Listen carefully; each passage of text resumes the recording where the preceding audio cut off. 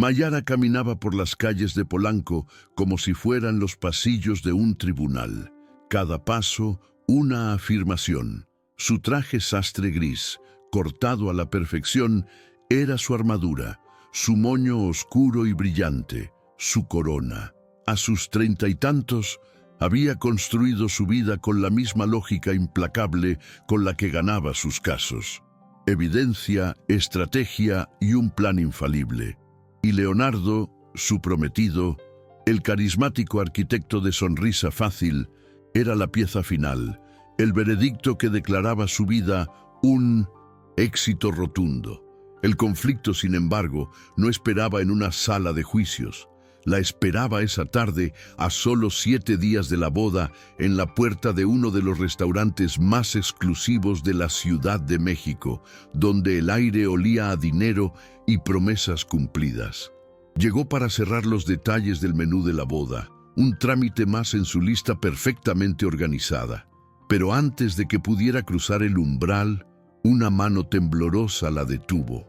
Era una camarera joven, con los ojos abiertos por el pánico. «Señorita, por favor», susurró, su voz un hilo de urgencia. «Escóndase detrás de ese biombo. Ahora, no pregunte, solo confíe en mí». La abogada en Mayara gritó que era absurdo, una locura, pero la mujer en ella, la que vio el terror genuino en la mirada de la chica, obedeció. El corazón le empezó a latir en los oídos, un tambor sordo que ahogaba la suave música de jazz del lugar. Oculta tras la seda ornamentada, se sintió ridícula por un segundo. ¿Qué estaba haciendo? ¿Jugando a las escondidas? En medio de su vida perfecta. Entonces lo vio. Leonardo entró, no solo, sino de la mano de otra mujer. Le susurró algo al oído y ella rió. Una risa íntima, familiar, que apuñaló a Mayara directamente en el pecho. El golpe final llegó en una pequeña caja de terciopelo. Leonardo la sacó y se la entregó a la mujer. Desde su escondite, Mayara reconoció el diseño del estuche. Era idéntico al suyo. El mundo, su mundo meticulosamente construido, se fracturó en un instante de silencio ensordecedor. El aire se volvió espeso, irrespirable. La fortaleza de certezas que era su vida ahora eran solo ruinas humeantes. Su mente, usualmente un arma de precisión, se convirtió en un caos de imágenes y recuerdos.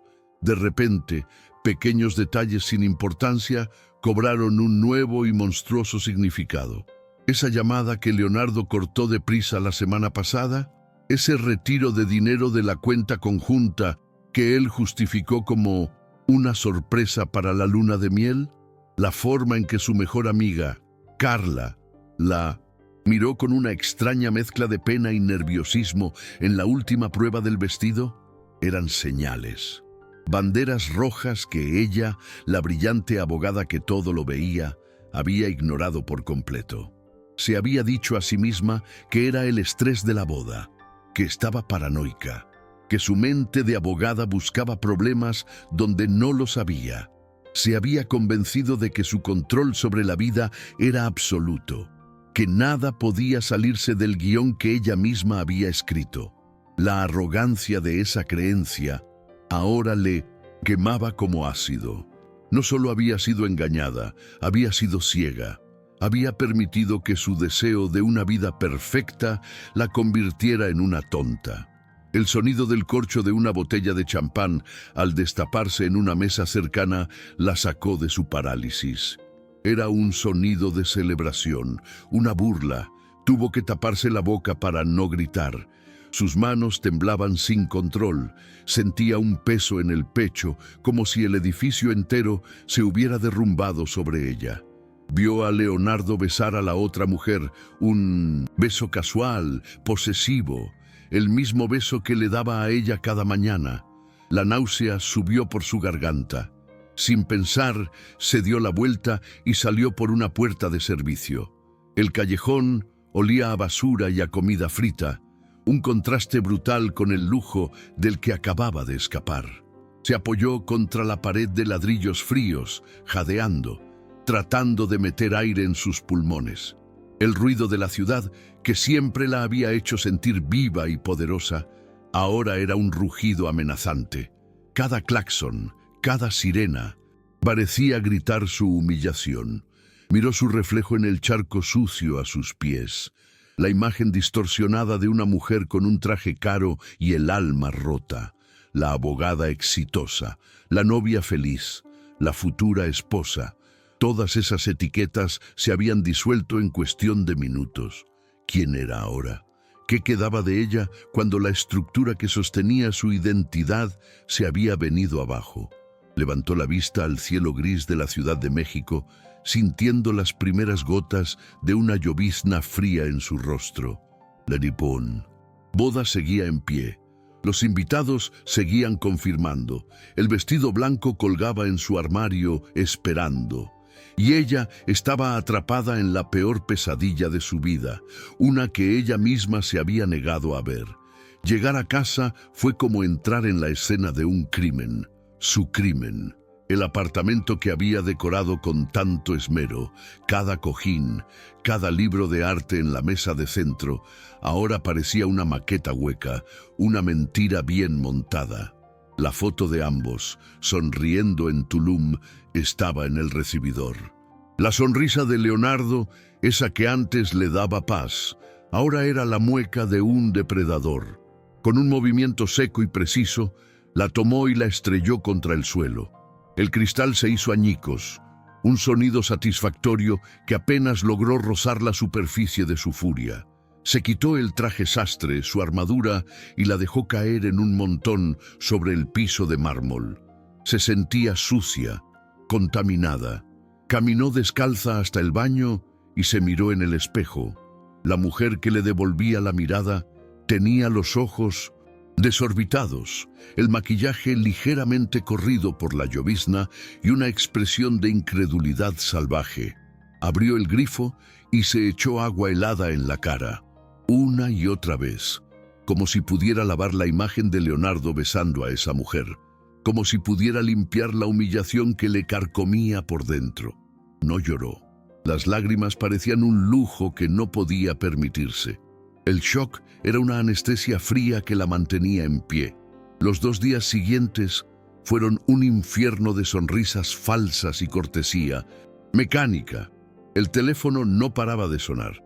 Tías emocionadas, amigos confirmando su asistencia, proveedores ultimando detalles. ¿Estás nerviosa, Mai?, le preguntaba su madre con la voz llena de ternura. Son los nervios normales, mi amor. Mayara respondía con monosílabos, culpando al exceso de trabajo. Su voz era un eco distante de sí misma. Cada felicidades era una cuchillada. Cada regalo que llegaba, envuelto en papel brillante y lazos de seda, era una bomba de tiempo en su sala. Los abría con manos temblorosas, agradecía con una voz que no reconocía y luego los apilaba en un rincón, el mausoleo de su vida fallida. Leonardo, ajeno a todo, era el prometido perfecto. Le enviaba mensajes por la mañana, contando los segundos para verte en el altar, mi amor. Eres mi vida entera. Leer esas palabras le provocaba arcadas. Él llamaba por la noche, su voz cálida y seductora, hablando de la luna de miel en Japón, de los hijos que tendrían. Y ella escuchaba, en silencio, diseccionando cada palabra, cada pausa, buscando la mentira. Ahora la oía en todas partes. Se había convertido en una experta forense de su propia vida y todas las pruebas apuntaban a una conclusión devastadora. Había sido una completa idiota. La despedida de soltera fue la prueba de fuego. Carla, su supuesta mejor amiga, la había organizado en un bar de moda en la Roma. El lugar estaba lleno de risas, de copas de prosecco y de mujeres que la felicitaban por haber atrapado a un hombre como Leonardo. Mayara sonreía, bebía, incluso bailó, pero sus ojos estaban vacíos. Observaba a Carla, que reía más fuerte que nadie, que la abrazaba con una efusividad que ahora se sentía falsa. ¿Ella lo sabía? ¿Esa mirada de pena que le había dirigido en la prueba del vestido era complicidad? La paranoia era un veneno que que se extendía rápido. Cada brindis por su felicidad era una burla cruel. Se sentía como un fantasma en su propia fiesta, observando un ritual absurdo desde una distancia insalvable. En la segunda noche después de la fiesta, llegó al límite. Se encerró en su vestidor, el único lugar que todavía se sentía suyo. Frente a ella, colgado como un espectro, estaba el vestido de novia. Era una creación de seda y encaje, elegante, costoso, perfecto, el símbolo de todo lo que había deseado. Lo tocó con la punta de los dedos. La tela era suave, fría, y en ese momento algo se rompió. O más bien, algo se solidificó. La tristeza abrumadora, la humillación paralizante, se cristalizaron en una sola emoción, pura y afilada como un diamante, la rabia. La abogada despertó. Se miró en el espejo de cuerpo completo. Ya no veía a una víctima. Veía a una mujer a la que le habían declarado la guerra, y ella nunca, jamás, había perdido un caso importante. Esto ya no era una traición amorosa, era un fraude, un engaño premeditado con daños y perjuicios. Leonardo no merecía sus lágrimas, merecía un juicio, y ella se lo iba a dar. No cancelaría nada. El escenario que él había construido para su mentira sería el tribunal para su veredicto final. Su mente, por primera vez en 48 horas, se aclaró. Se sentó en su escritorio, encendió su laptop y empezó a teclear. Su primer objetivo, la camarera. No sabía su nombre, pero recordaba su rostro, el pánico en sus ojos. Recordaba el uniforme del restaurante. Hizo una llamada. Usó un pretexto. Consiguió un nombre.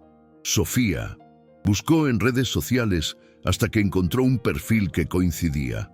La foto mostraba a la chica asustada del restaurante abrazando a otra mujer. La mujer que estaba con Leonardo. Eran hermanas. Por supuesto, el corazón le dio un vuelco, pero esta vez no era de dolor, sino de confirmación. Tenía su primer testigo.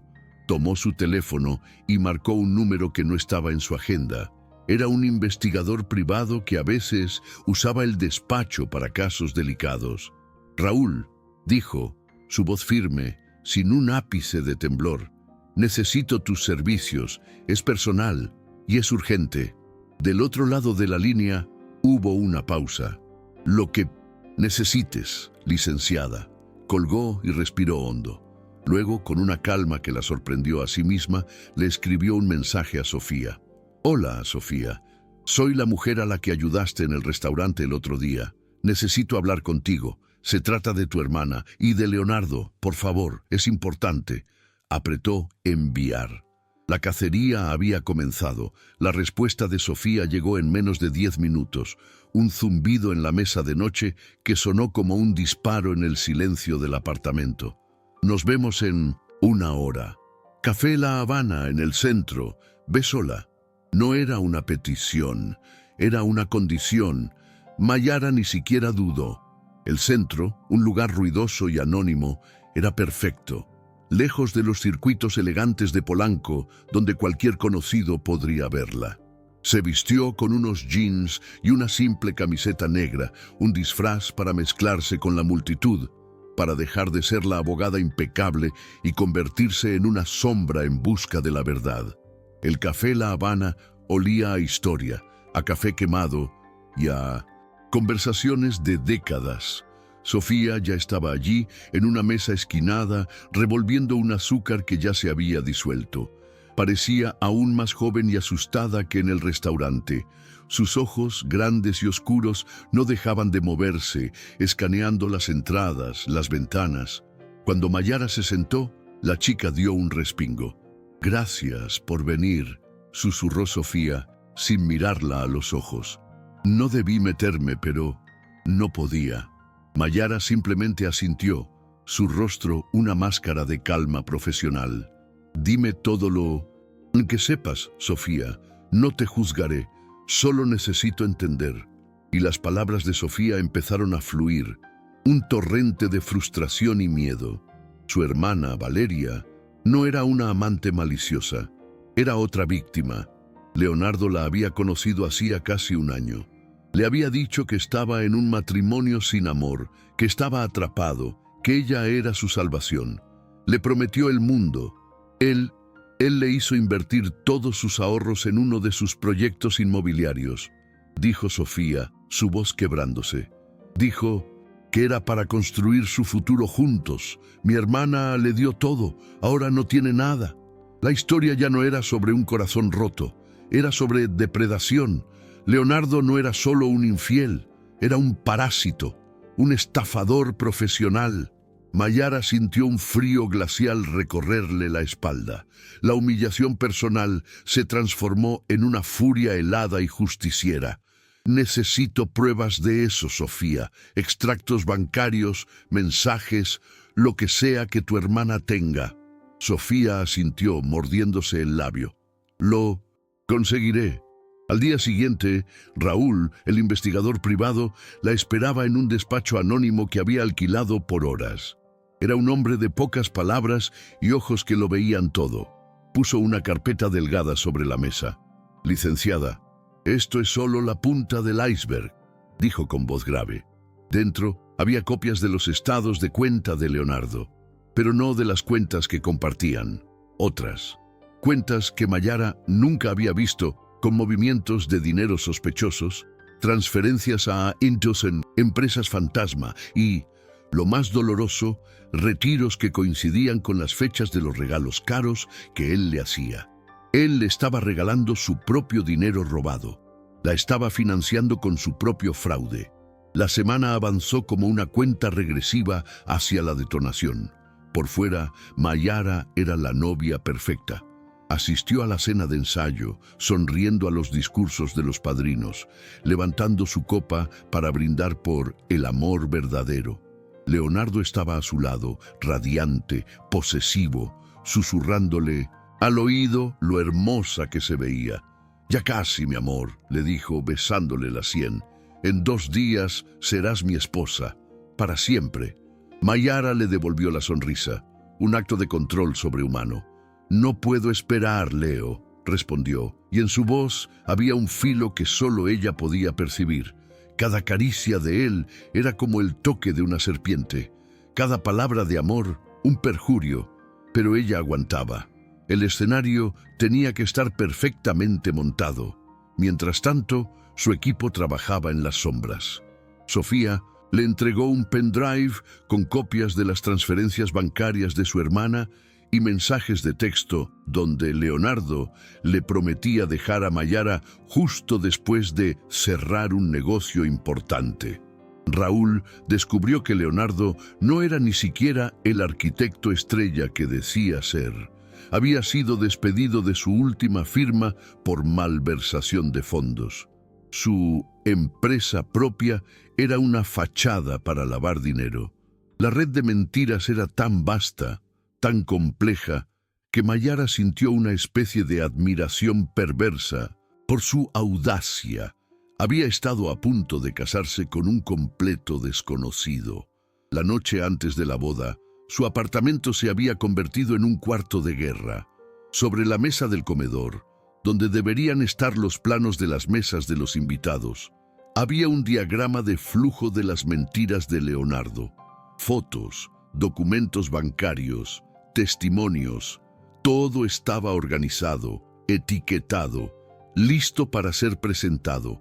Llamó a su contacto en la empresa de audiovisuales, contratada para la boda. Con un pretexto sobre un video sorpresa para el novio, se aseguró de que tendría control total sobre las pantallas gigantes de la recepción. El plan era arriesgado, brutal, pero era el único camino. No se trataba solo de venganza, se trataba de justicia, se trataba de recuperar su nombre, su dinero y, sobre todo, su poder.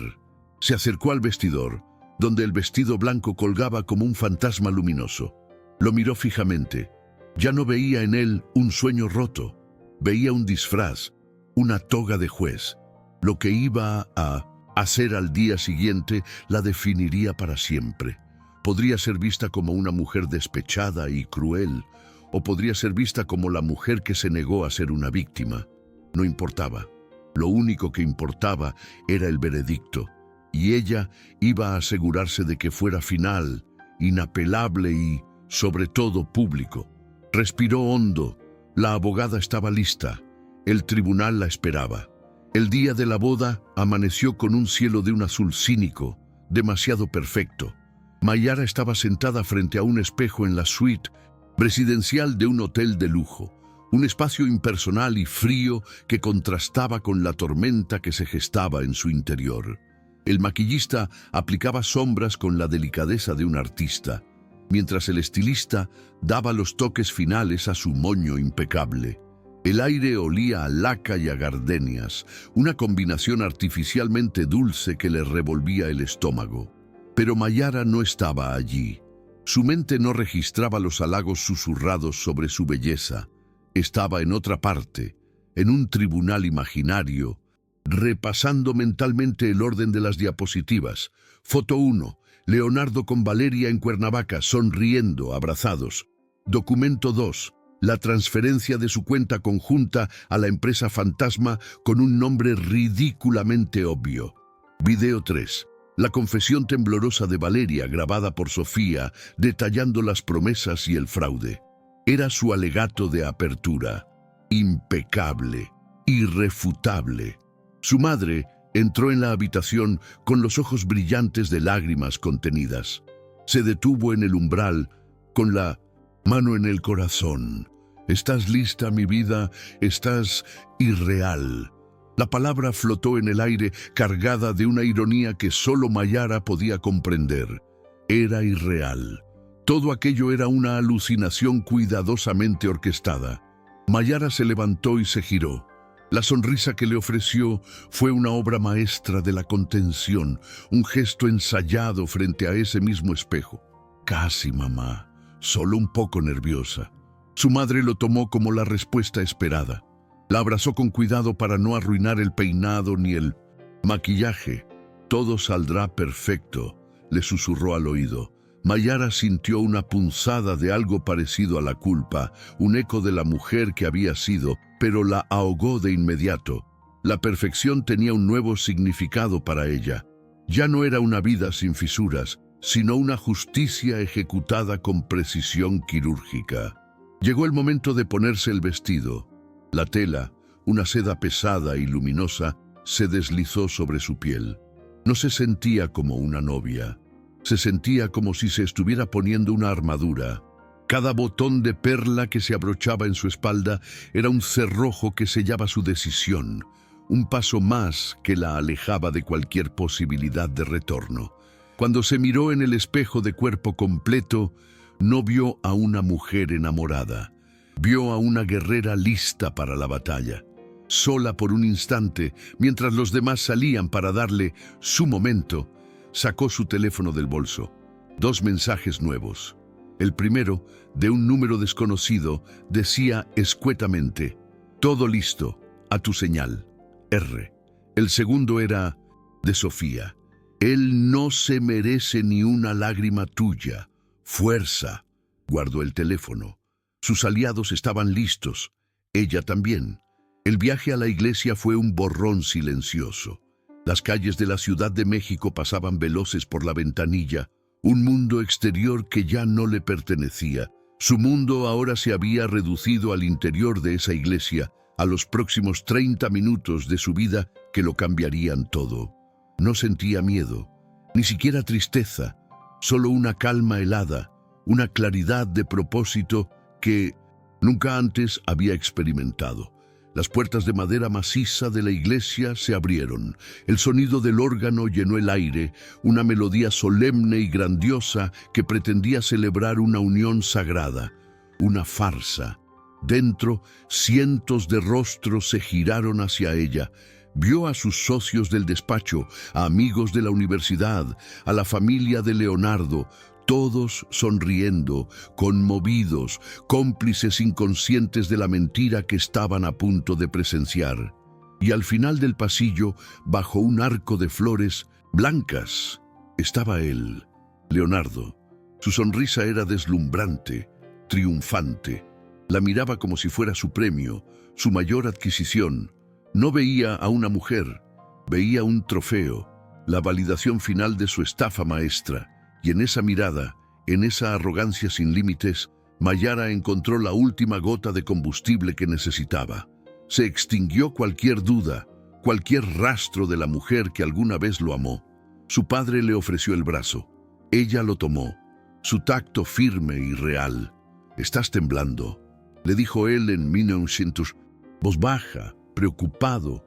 «Es la emoción», mintió ella, su voz un susurro estable. Pero no era emoción, era adrenalina, pura y helada. Dio el primer paso, luego otro. Cada paso sobre la alfombra roja era firme, deliberado, el sonido de sus tacones, un metrónomo contando los segundos para la ejecución. No caminaba hacia un matrimonio, marchaba hacia un veredicto. Llegó al altar. El espacio entre ella y Leonardo se cerró. Él le tomó las manos, estaban heladas. Él sonrió, una sonrisa de actor en su noche de estreno. «Estás temblando», le susurró, interpretándolo como amor y nervios. «Te ves perfecta». Mayara lo miró directamente a los ojos, por última vez, buscando un rastro del hombre que creyó amar. No encontró nada, solo un vacío pulido, un reflejo de sus propias expectativas. El sacerdote, un hombre mayor de voz amable, comenzó la ceremonia con palabras sobre la unión, la confianza y la verdad. Cada palabra era una brasa sobre la piel de Mayara. El aire en la iglesia se sentía denso, cargado de perfume de nardos y de una tensión que solo ella podía sentir. El ritual avanzó, un guión memorizado por todos menos por la protagonista. Los votos genéricos, las promesas de un futuro que ella sabía que era una fosa séptica disfrazada de paraíso. Leonardo recitó su parte con una convicción teatral, mirándola con una devoción que le revolvió el estómago. Cuando llegó el turno de Mayara, hizo una pausa. Un silencio se extendió por la iglesia. Todos contuvieron la respiración, esperando las palabras de amor. Ella simplemente dijo: «Acepto que lleguemos a la parte final». Una respuesta extraña que el sacerdote y los invitados atribuyeron a los nervios. Entonces llegó el momento. La pregunta que había estado esperando como un disparo de salida. El sacerdote sonrió benévolamente y preguntó, su voz resonando bajo las altas bóvedas: «Si hay alguien aquí presente que conozca algún impedimento para que esta unión se celebre, que hable ahora o calle para siempre». El silencio fue absoluto. 1 segundo, 2, 3. Leonardo le apretó la mano a punto de ponerle el anillo. Entonces, una voz clara, firme y sin un ápice de temblor, cortó el aire. «Yo». La palabra resonó como un disparo. Todos los ojos se clavaron en ella. Mayara levantó su propia mano, la que no sostenía a Leonardo, como si estuviera pidiendo la palabra en un tribunal. «Yo me opongo». Leonardo soltó una risa nerviosa. «¿May? ¿Qué broma es esta?».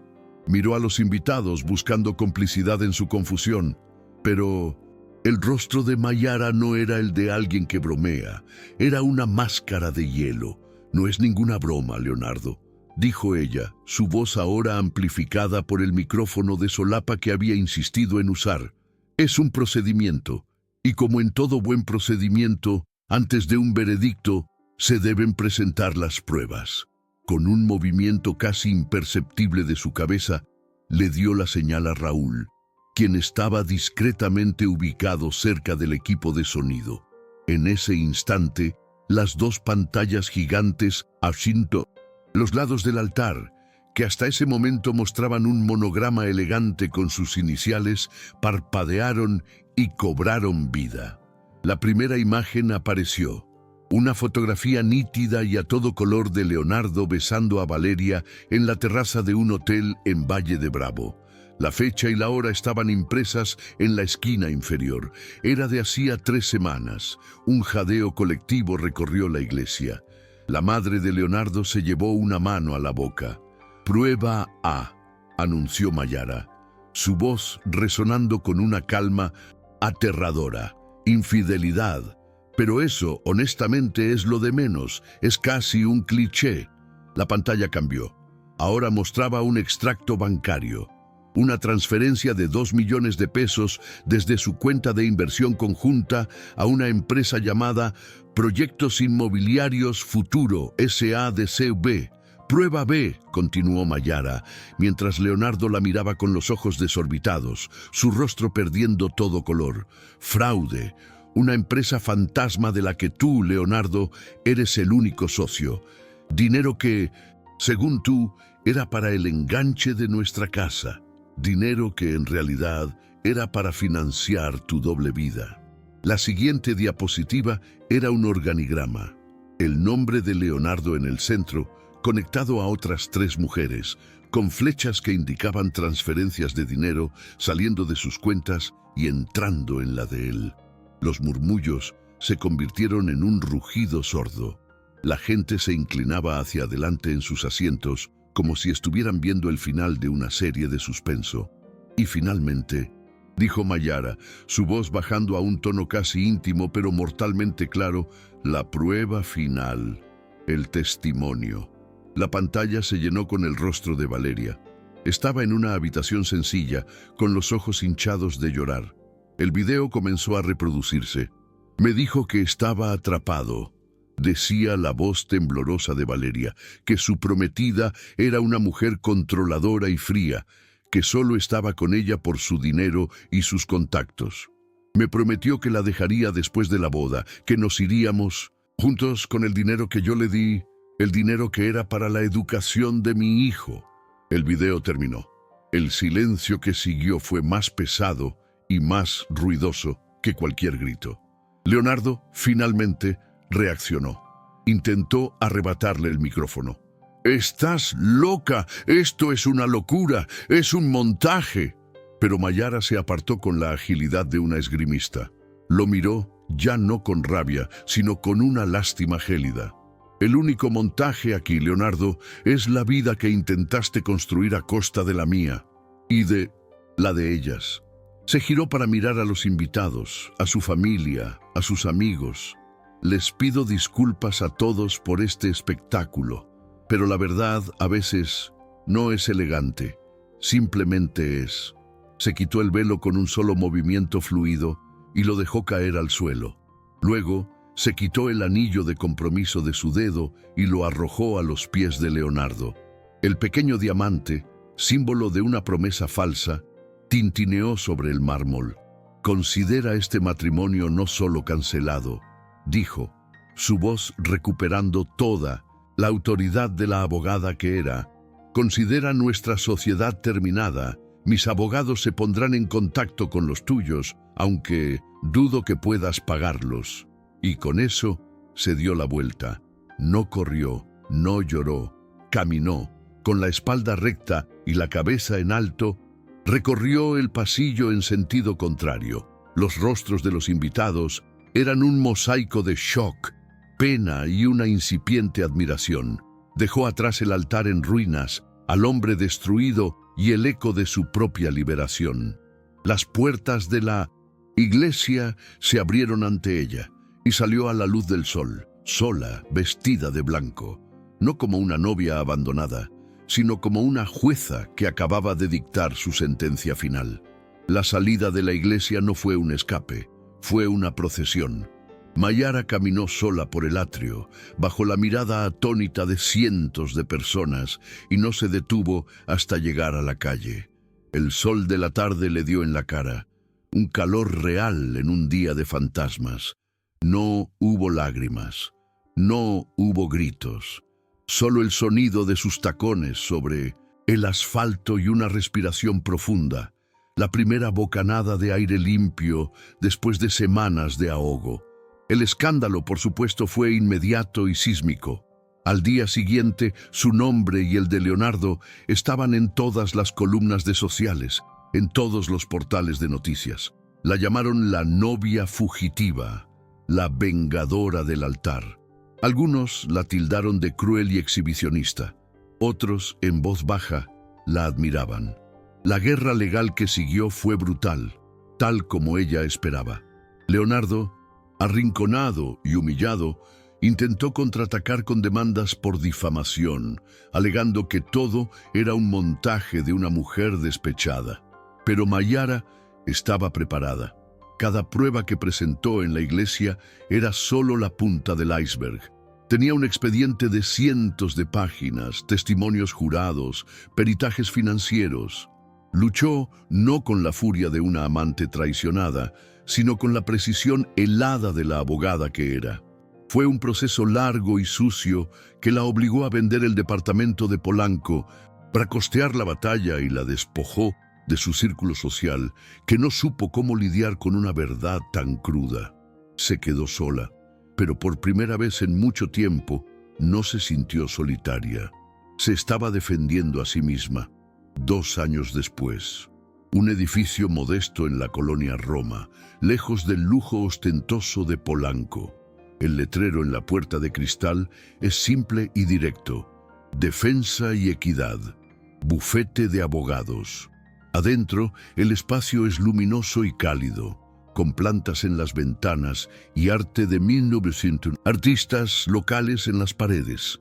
No hay mármol ni maderas oscuras. Hay vida. Mayara está sentada detrás de un escritorio de madera clara, escuchando atentamente a una joven que llora en silencio frente a ella. Ya no lleva el moño tirante y severo. Su cabello oscuro cae suavemente sobre sus hombros. Viste un pantalón de lino y una blusa de seda. Elegante pero accesible. En su rostro hay una empatía que antes no existía. «Me quitó todo», solloza la chica. Una historia demasiado familiar de 1900. Promesas rotas y ahorros desaparecidos. Me dijo que yo era la única, que construiríamos un futuro. Me siento tan estúpida. Mayara le pasa una caja de pañuelos. Se inclina hacia adelante y su voz es tranquila, pero firme. No eres estúpida. Fuiste víctima de un depredador. La culpa no es tuya, es de él. Y créeme, dice, y una chispa de la vieja guerrera brilla en sus ojos. Vamos a hacer que pague por cada centavo y cada lágrima. No estás sola en esto. Detrás de ella, Sofía, que ahora es su asistente legal y su amiga más cercana, entra con 2 tazas de café. Le dirige a Mayara una mirada de complicidad y orgullo. Juntas estaban construyendo algo más que un despacho. Estaban creando un refugio. Mayara no solo había ganado el caso contra Leonardo, recuperando su dinero y exponiéndolo como el estafador en serie que era, sino que también había encontrado su verdadera vocación. Su firma se especializaba en representar a víctimas de fraude financiero y emocional. La mayoría, mujeres las que el sistema a menudo ignoraba o culpaba. Se había convertido en una voz, en una defensora. Su nombre ya no era un chisme en las revistas, sino un sinónimo de justicia y de segundas oportunidades.